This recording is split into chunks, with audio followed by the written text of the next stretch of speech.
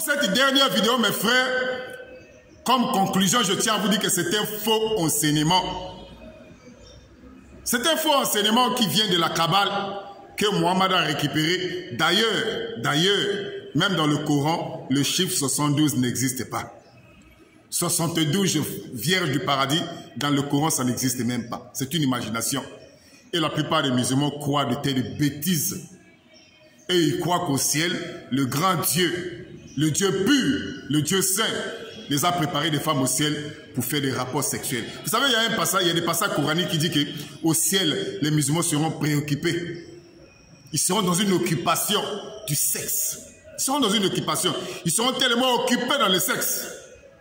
Ça, c'est pas le Dieu. Ça, c'est pas le Dieu de la Bible. C'est pour ça que je termine par ce passage de Luc chapitre 20 de façon rapide. Luc chapitre 20, lisez ce passage. Je vous conseille de lire ce passage. Luc chapitre 20, à partir du verset 34. Luc chapitre 20, à partir du verset 34.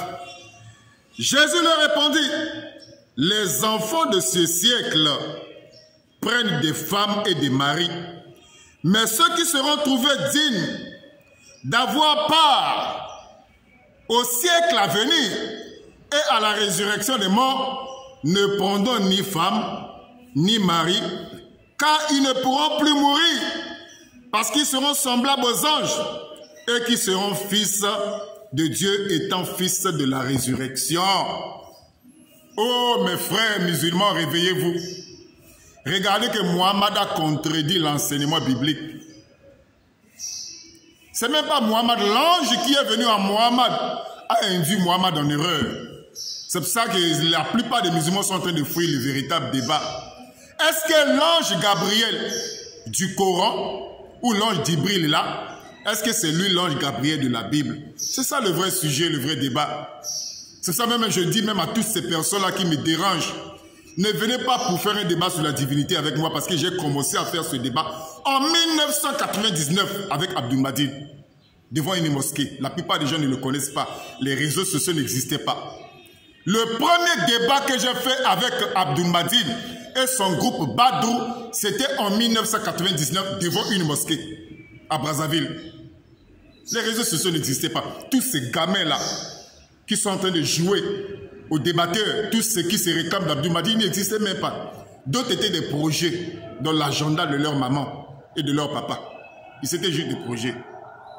Moi, j'avais fait le débat, le premier débat que j'ai fait avec le groupe Badrou, le groupe d'Abdul Madid, c'était en 1999. Pas sur un plateau de télévision, devant la mosquée de Poto, au Congo-Brazzaville.